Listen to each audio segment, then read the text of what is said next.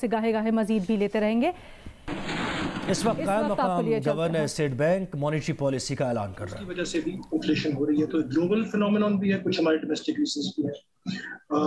लेकिन मैं आपको ये भी बता दूं कि ये एक एनवायरनमेंट जो बनी हुई है अभी बड़ी कॉम्प्लेक्स है, बड़ी अनसर्टन है। पिछले वीकेंड में BIS में मैं गया हुआ था, वहाँ सेंट्रल बैंक्स के मेजर सेंट्रल बैंक से सारे हेड्स आए हुए थे और वो बहुत परेशान है सर कि दुनिया भर में इन्फ्लेशन हो रही है। इस किस्म की इन्फ्लेशन हमने कोई 50-60 सालों के बाद देखी है दुनिया में, और ये सब के लिए एक चैलेंज बन गया। पाकिस्तान के लिए भी चैलेंज है।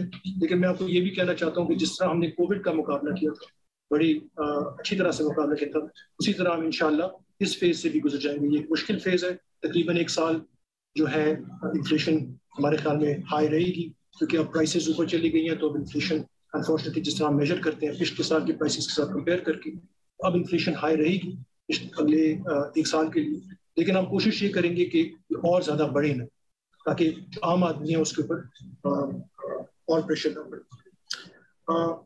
आगे मैं आपको ये भी बता दूं कि अगर हम ये इंटरेस्ट रेट को ना बढ़ाते आज, तो उससे क्या नुकसान हो सकता है, ये भी आपने जहन में रखना है कि अगर आप कोई काम डिले कर दें या ना करें, उसके भी कुछ नुकसान हो सकते हैं। अगर हम जो हमने आज फैसला किया और जो हम पिछले सितंबर से टाइटनिंग कर रहे हैं मॉनेटरी पॉलिसी की, ये अगर हम ये ना करते तो खुदा न खास्ता बहुत से बुरे और भी बुरे आउटकम्स हो सकते हैं। हमारी इन्फ्लेशन के ऊपर काबू करना और मुश्किल हो सकता था।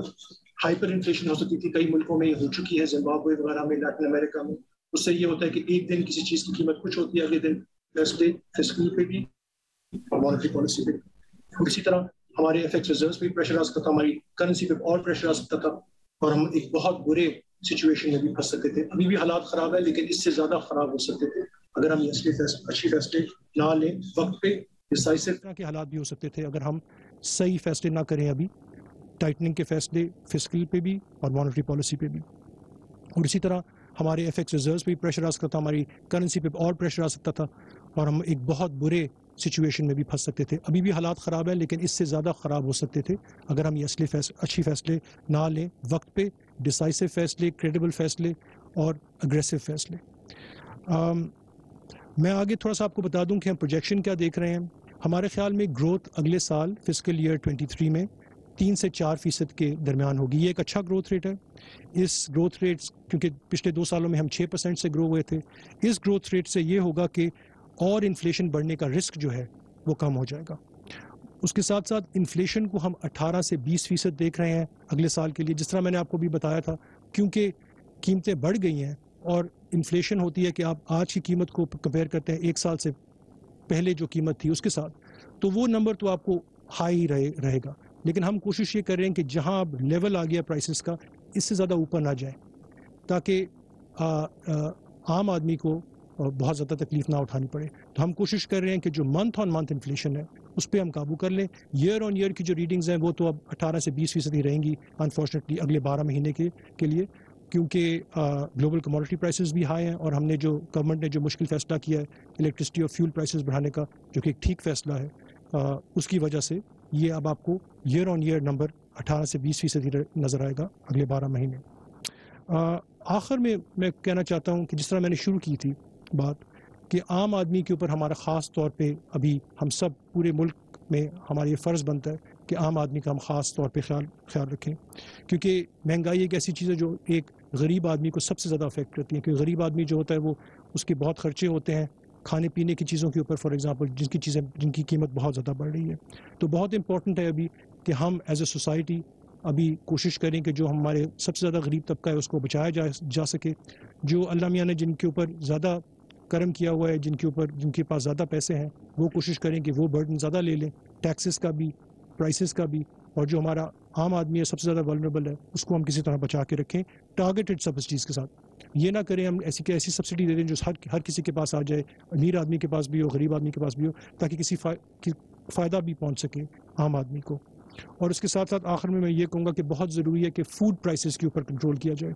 फ़ूड प्राइसेस को मॉनेटरी पॉलिसी कंट्रोल नहीं कर सकती, लेकिन इसको आम खाने पीने की चीज़ों की कीमत कम करने में और काम किए जा सकते हैं। फॉर एग्जांपल एग्रीकल्चरल आउटपुट बढ़ाई जा सकती है, और जो थोड़े बहुत सप्लाई चेन में हमारे बॉटल नेक्स आ जाते हैं पाकिस्तान के अंदर, उनको हम ایڈریس کر سکتے ہیں تاکہ جو کھانے پینے کی چیزیں ہیں جن سے زیادہ عام آدمی کو فرق پڑتا ہے ان کی قیمتیں نیچے آ جائیں، تاکہ ہم جو ایک مشکل وقت ہے ہمارا اگلے 12 مہینے کا، اس میں ہم سب شرکت کریں اور کوشش کریں کہ جو وہ لوگ جن کے پاس بہت کم ہے ان کے اوپر زیادہ برڈن نہ آئے۔ اس کے بعد میں دعوت دوں گا ہمارے ڈپٹی گورنر ڈاکٹر عنایت کو کہ اگر وہ بھی کچھ ایڈ کرنا چاہیں، اور اس کے بعد ڈپٹی گورنر سیما کامل۔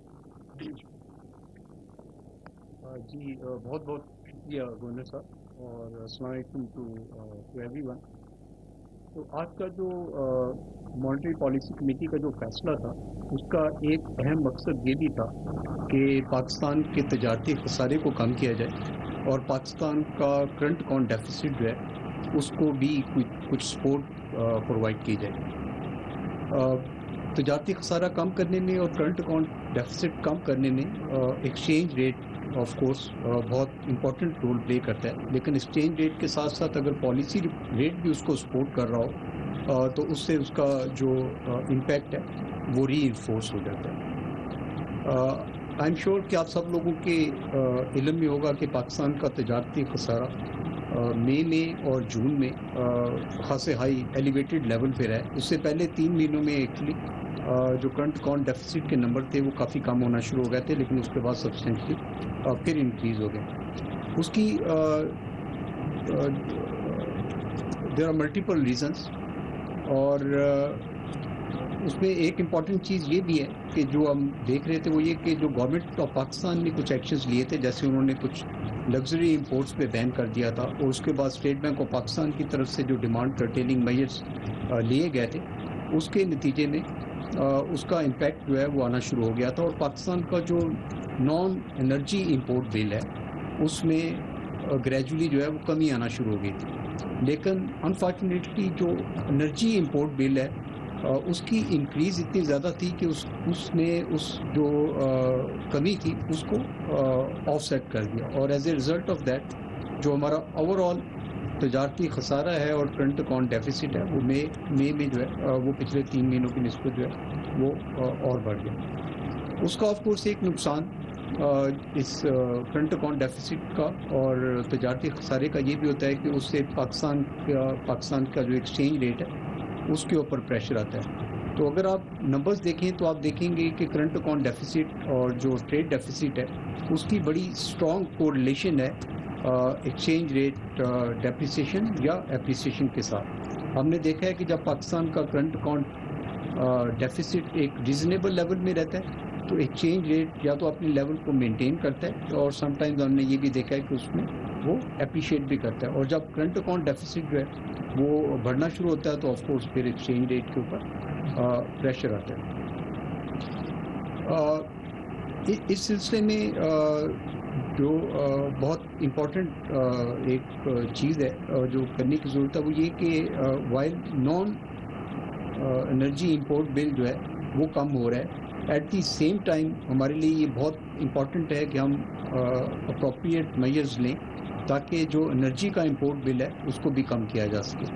اس سلسلے میں گورنمنٹ آف پاکستان نے کچھ عرصہ پہلے کچھ میئرز جو ہے وہ اناؤنس کیے تھے، جس میں ارلی کلوئر آف مارکیٹس اور اس طرح کی کچھ چیزیں جو ہے وہ شامل تھیں۔ اسٹیٹ بینک آف پاکستان بھی، اور ہم نے بینکوں کو بھی یہ ہدایت کی ہے کہ وہ بھی جتنا انرجی کو کنزرو کر سکتے ہیں اس کو کنزرو کیا جائے۔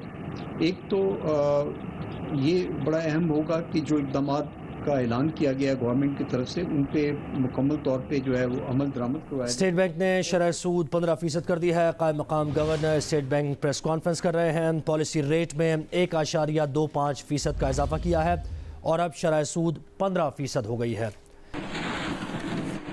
طیبہ گل کے الزامات اور پبلک اکاؤنٹس کمیٹی میں